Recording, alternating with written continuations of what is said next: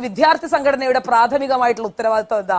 ആ പ്രാഥമികമായ ഉത്തരവാദിത്വം ആർക്കൊപ്പം നിൽക്കുക എന്നുള്ളതാണ്, വിദ്യാർത്ഥികൾക്കൊപ്പം നിൽക്കുക എന്നുള്ളതാണ്. SFI കാണിച്ചു കൂട്ടിയത് എന്തായിരുന്നു കഴിഞ്ഞ കുറെ ദിവസങ്ങളായി? ഇത്ര ആത്മാർത്ഥതയുള്ള ആളുകളാണെങ്കിൽ ഇപ്പൊ കീമുമായി ബന്ധപ്പെട്ട് ഒരു കാര്യം വന്നു, കീമുമായി ബന്ധപ്പെട്ട റിസൾട്ട് സസ്പെൻഡ് ചെയ്തതുമായിട്ടുള്ള വലിയ വിഷയം വന്നു.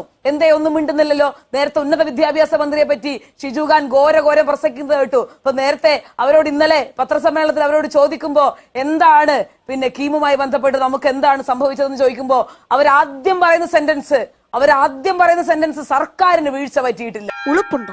നിന്ന് സർക്കാരിന് വീഴ്ച പറ്റിയിട്ടില്ല എന്ന് എങ്ങനെയാണ് ബോധത്തോടു കൂടെ സംസാരിക്കാൻ കഴിയുന്നത്? അപ്പൊ അക്കാര്യത്തിൽ എന്തേ SFIക്ക് യാതൊരു ഉത്തരവാദിത്വമില്ല, അല്ലെങ്കിൽ യാതൊരു വിദ്യാർത്ഥി ബോധവുമില്ലേ? അതുകൊണ്ട് KSUക്കാരെയും കോൺഗ്രസുകാരെയും നിങ്ങൾ സമരം ചെയ്യാൻ പഠിപ്പിക്കാൻ വരല്ലേ.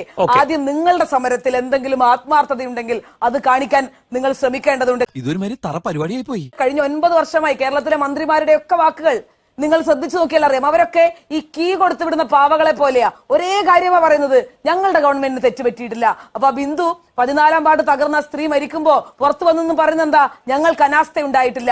ഇന്നലെ കീമിന്റെ റിസൾട്ട് വന്നപ്പോഴെന്താ പിന്നെ ബിന്ദു മന്ത്രി പറയുന്നത് എന്താ? ഞങ്ങൾക്ക് തെറ്റുപറ്റിയിട്ടില്ല. അപ്പൊ ഈ തെറ്റുപറ്റിയിട്ടില്ല എന്ന് ആവർത്തിച്ച് സമർത്ഥിക്കാൻ ശ്രമിച്ചുകൊണ്ടിരിക്കുകയാണ്. ഈശ്വര, ഇവിടെ ആരില്ലല്ലോ ഇതൊന്ന് പറഞ്ഞു ചിരിക്കാനായിട്ട്.